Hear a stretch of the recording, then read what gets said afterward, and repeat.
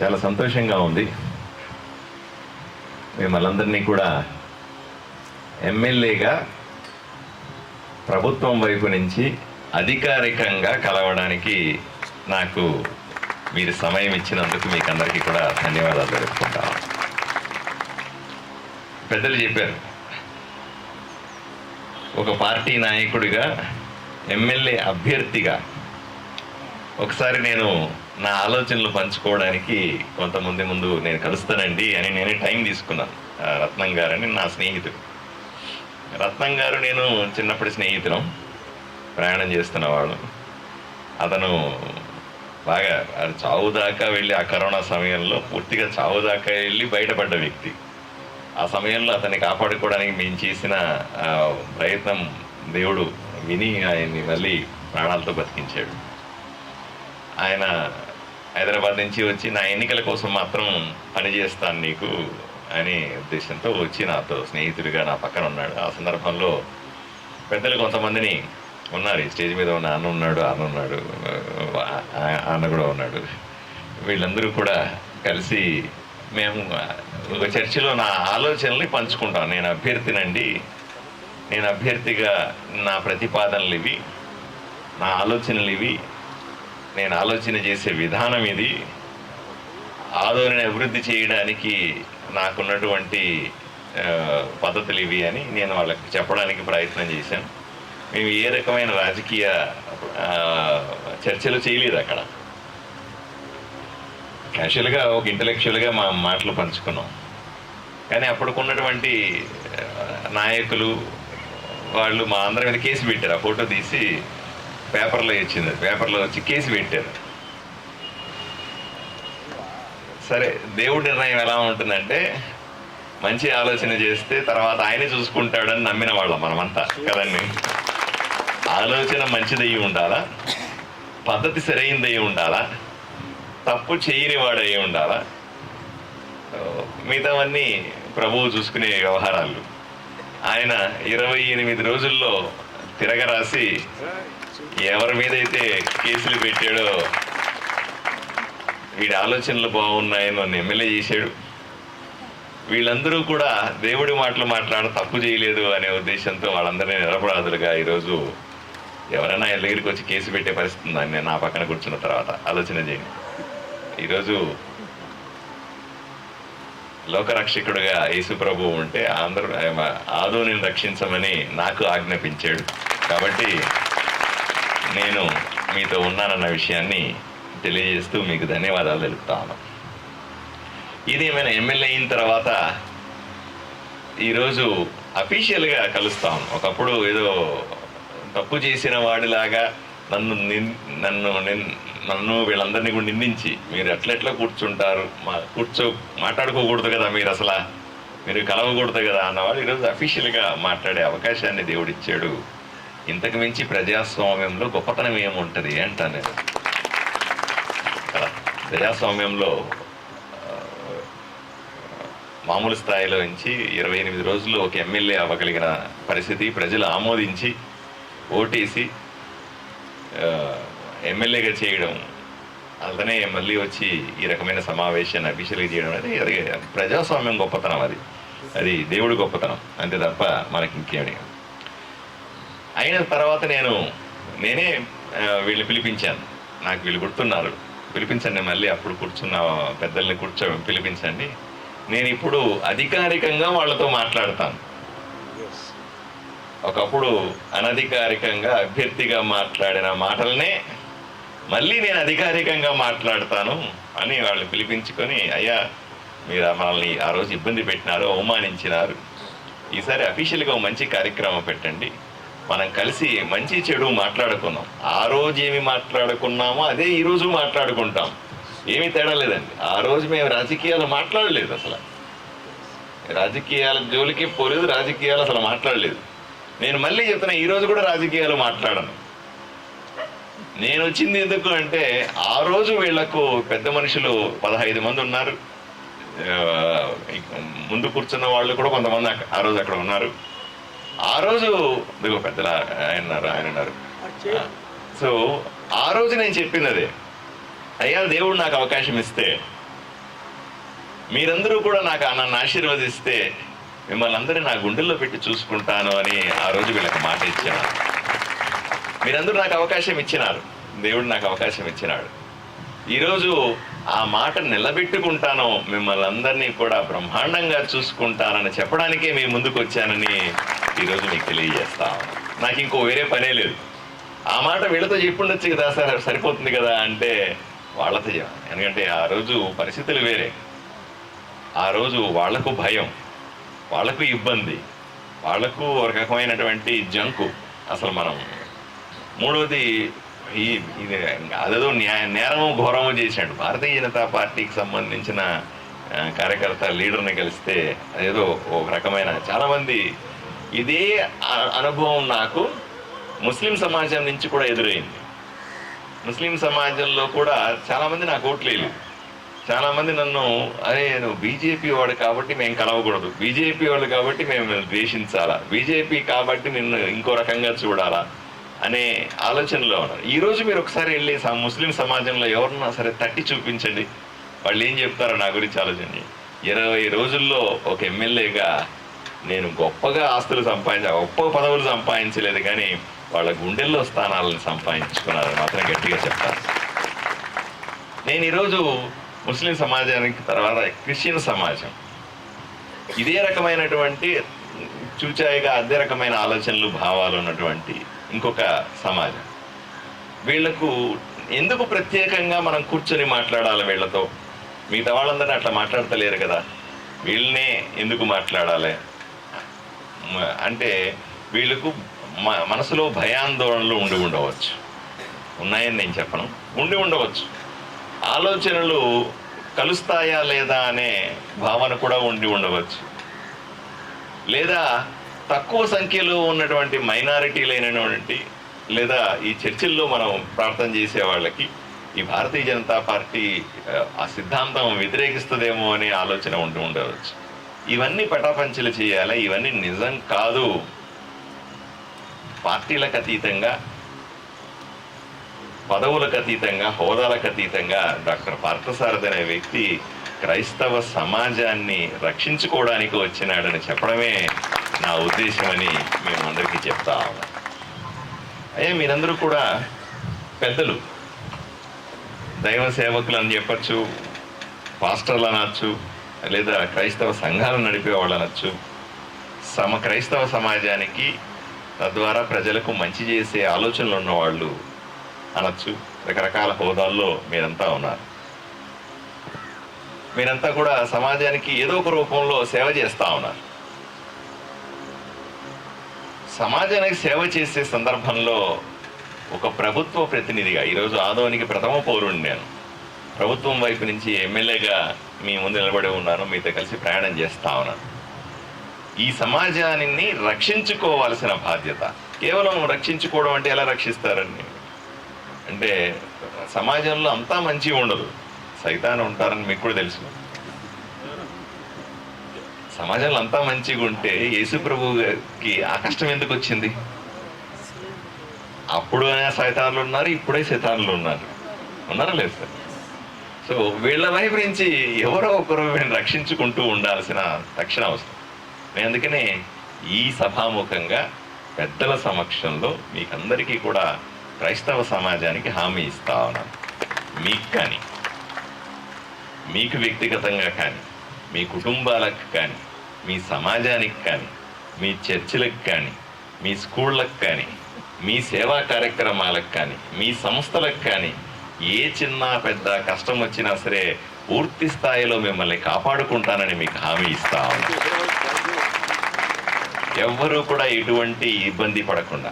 చాలామంది నేను చెప్పాను, నన్ను కలవాలంటే అపాయింట్మెంట్ అవసరం లేదు, నన్ను కలవాలంటే పెద్ద రికమెండేషన్లు అక్కర్లేదు, నన్ను కలవాలంటే పెద్దగా ఇబ్బంది పడాల్సిన అవసరం లేదు. ఎవరికి ఏ కష్టం వచ్చినా సరే నేరుగా నన్ను కలిసి వాళ్ళ కష్టాన్ని తీర్చుకోగలిగే అవకాశం ఉంది అనే విషయాన్ని మీకందరికీ మీ ద్వారా క్రైస్తవ సమాజానికి నేను చెప్తా ఉన్నాను.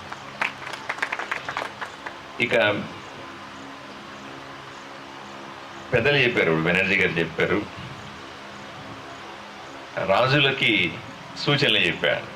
నేను బెనర్జీ గారికి ఒక చిన్న కరెక్షన్ మాత్రమే చేస్తాను. అయ్యా, దయచేసి నన్ను ఎవరూ కూడా క్రైస్తవ సమాజం కానీ ఆదోనిలో ఉన్నటువంటి ఎవరూ కూడా రాజుగా చూడొద్దండి, కేవలం మీ సేవకుడిగా చూడమని మిమ్మల్ని అందరినీ చేతులెత్తి వేడుకుంటాం. నేను రాజును కానే కాదు. రాజు అంటే ఆ రాజులు పోయినారు. మీరందరూ కూడా మాకు రాజులు వద్దు అని నాకు ఓటేశారు. ఈ ఊరికి రాజుకి అక్కర్లేదండి, మాకు ఒక సేవకుడు కావాలి, ప్రభువు పంపించిన సేవకుడు కావాలని మీరంతా కోరుకొని నాకు ఓటేశారు. మళ్ళీ నేను రాజును అన్నాను అనుకోండి, మొత్తం తిరగబడుతుంది. కాబట్టి దయచేసి నన్ను సేవకుడుగా మాత్రమే ఉంచేయండి. ఎట్టి పరిస్థితుల్లో కూడా నన్ను ఆ రకంగా చూడొద్దని బెనర్జీ గారికి, అలాగే సమాజం మొత్తానికి, పెద్దలకి అందరికీ కూడా నేను తెలియజేస్తా ఉన్నాను. జ్ఞానం ఇవ్వమని అడగాలి. పెద్దలు చెప్పారు, ఈ సమాజాన్ని రక్షించుకోవడానికి, ఈ ఊరిని కాపాడుకోవడానికి, ఈ ఊరిని అభివృద్ధి బాటలో నడపడానికి దేవుడు మనందరికీ జ్ఞానం ఇవ్వాలా, నాకు కూడా జ్ఞానం ఇవ్వాలా. నన్ను నిజంగానే దేవుడు ఆదేశించకపోతే మిమ్మల్ని కలవాలన్న కోరిక నాకెందుకు వస్తుంది? ఆలోచన చేయండి. నేను ప్రతిపాదన చేసి నేను కలుస్తానండి అని చెప్పే ఆలోచన నాకెలా, ఎవరు పంపించారు కదా? పొద్దున్నేసి రాత్రి దాకా ఏదో హడావిడిలో గందరగోళాల్లో. ఇప్పుడు నేను అక్కడ ఉంటాను, R&B దగ్గర ఉంటాను. రోజు కనీసం 1000 మంది వస్తారు. 1000 మందిని మాట్లాడి డిస్పోజ్ చేయడం కూడా అది తలకు మించిన భారం. అది ఇంత హడావిడిలో కూడా నాకు మిమ్మల్ని కలవాలన్న ఆలోచన వచ్చింది కదా, అది తప్పనిసరిగా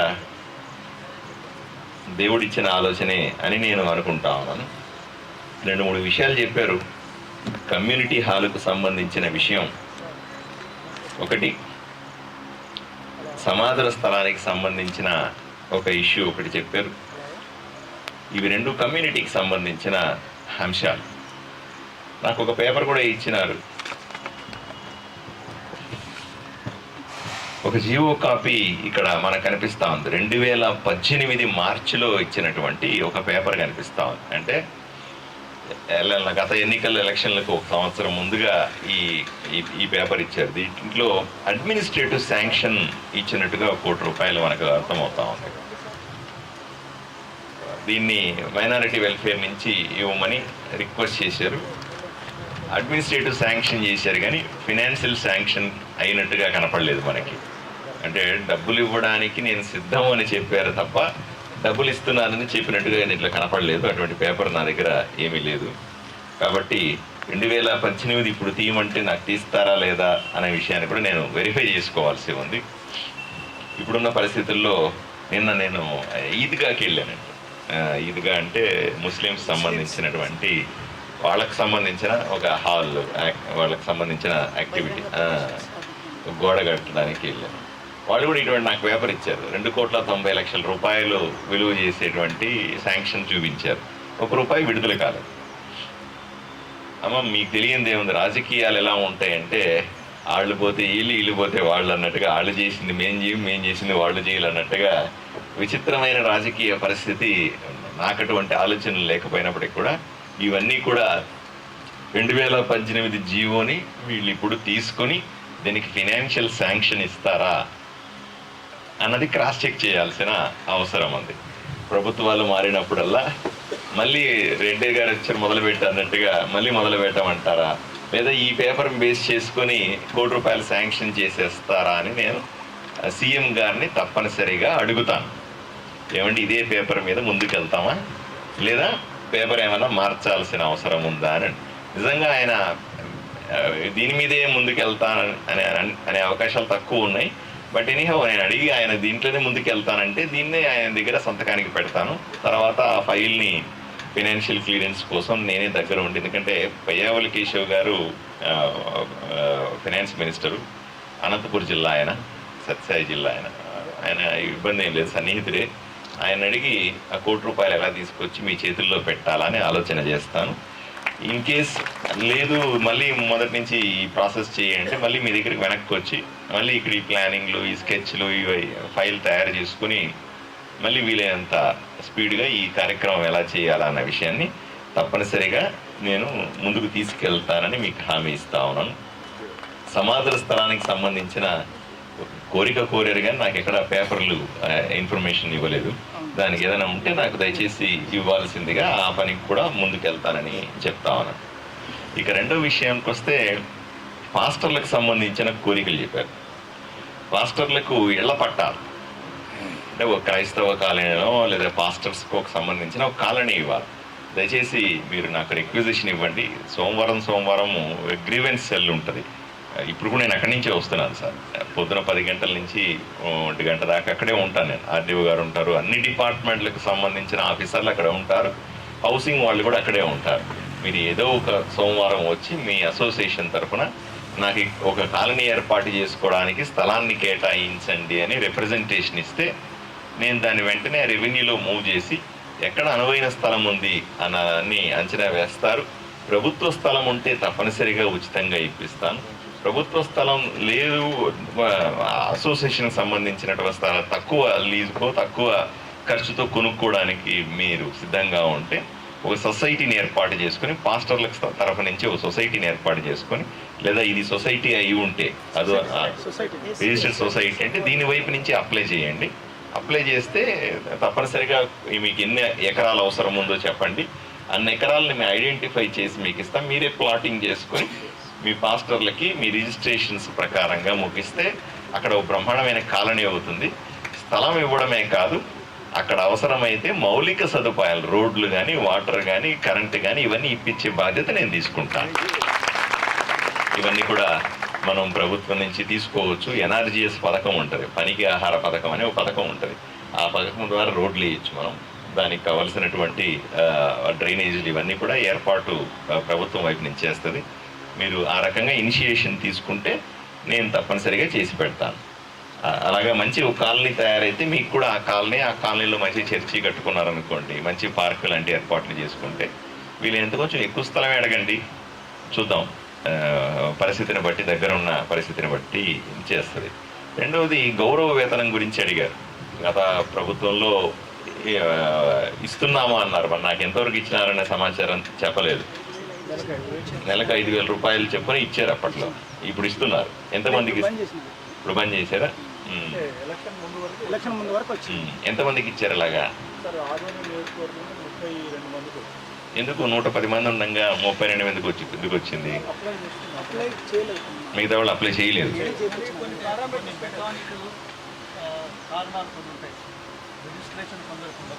టెక్నికల్ రీజన్స్లో పోయి ఉంటాయి మీద. దయచేసి అవన్నీ కూడా క్లియర్ చేసుకొని, టెక్నికల్ రీజన్స్ ఏమన్నా ఉంటే వాటిని అడ్జస్ట్ చేసుకొని 100 మంది పాస్టర్లు ఉంటే 110 మందికి ఇప్పిద్దామండి. ఏమి ఇబ్బంది ఏమి లేదు. దాంట్లో వరి ఇవ్వాల్సిన అవసరం. ప్రభుత్వం నుంచి వచ్చే డబ్బులు పాస్టర్లకు ఇప్పించడం వల్ల మనకి ఇబ్బంది ఏముంది? పాలసీ ఉంటే అందరూ లబ్ధి పొందాలని నేను కోరుకుంటాను.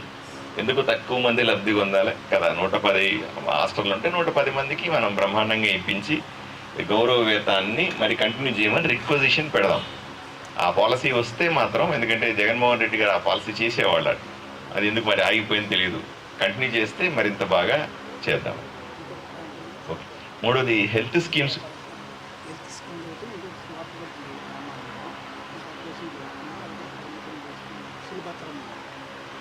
అలాగే సార్, హెల్త్ స్కీమ్స్ గురించి అడుగుతున్నారు పెద్దలు. తప్పనిసరిగా పాస్టర్లు వాళ్ళ కుటుంబాలకి నేను చాలాసార్లు మన పత్రికా విలేకరులకి కూడా ఇటువంటి స్కీమ్స్ కావాలి, ఇటువంటి పట్టాలు ఉండాలి, వాళ్ళకు హెల్త్ స్కీమ్స్ ఉండాలని పోరాడుతూ ఉన్నాను. ఆ రకంగా కూడా నేను రిక్వెస్ట్ చేస్తున్నాను గవర్నమెంట్కి. సో ఎవరెవరైతే అసోసియేషన్స్ ఉంటాయో ప్రజలకు సేవ చేసే ఇటువంటి కార్యక్రమాలు, మీరైతేనేమి ఈ గుళ్ళో ఉన్నటువంటి పూజారులకైతేనేమి, అలాగే ముల్లాల అంటే ముస్లిమ్స్ సంబంధించిన మసీదుల ముల్లాలు కానీ, వీళ్ళకందరికీ ఏదైనా పాలసీ తీసుకునే అవకాశం ఉంది.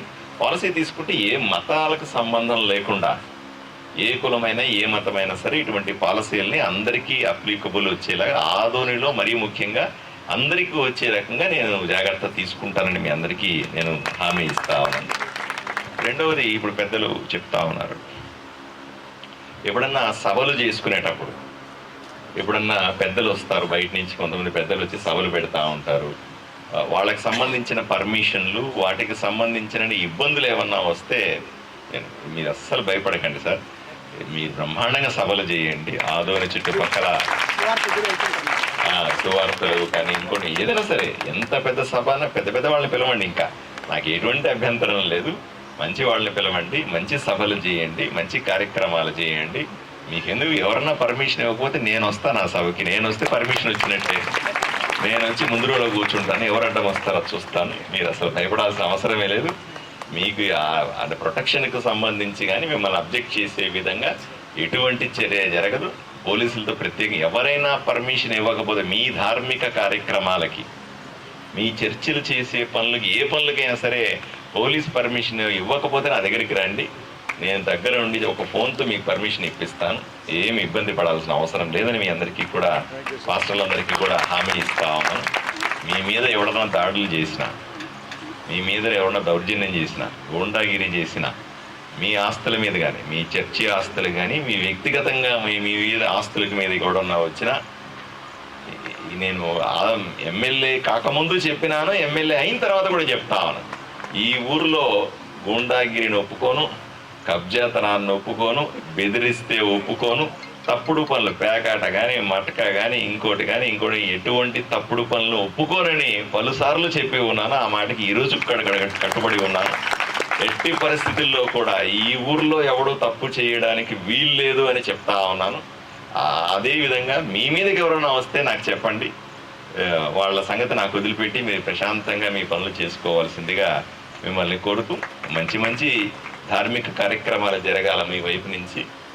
ఇక్కడ ఆదోనిలో క్రైస్తవ సమాజం ఎంతమంది ఉంటారు సార్?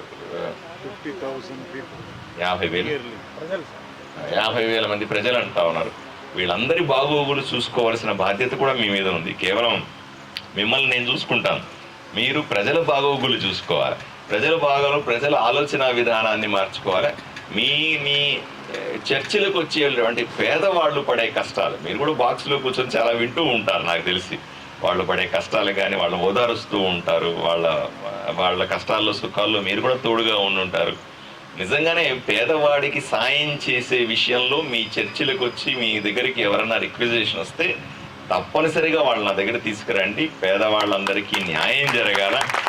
పేదవాళ్ళందరికీ ప్రభుత్వం వైపు నుంచి వచ్చే పథకాలన్నింటినీ కూడా చేర్చి క్రైస్తవ సమాజంలో ఉన్నటువంటి 50,000 మంది కూడా సుఖ సంతోషాలతో స్వేచ్ఛగా ఆదోనిలో తమ మతాన్ని అనుసరించే అవకాశాన్ని, ఆ స్వేచ్ఛను నేను ఇస్తానని మీ అందరికీ కూడా హామీ ఇస్తూ, తప్పనిసరి మీ నెంబర్లని నేను నోట్ చేసుకుంటాను. నా ఫోన్ నెంబర్లు కూడా మీరు అందరూ పెట్టుకుని ఉన్నది. అన్ని చర్చలకి ఇవ్వండి.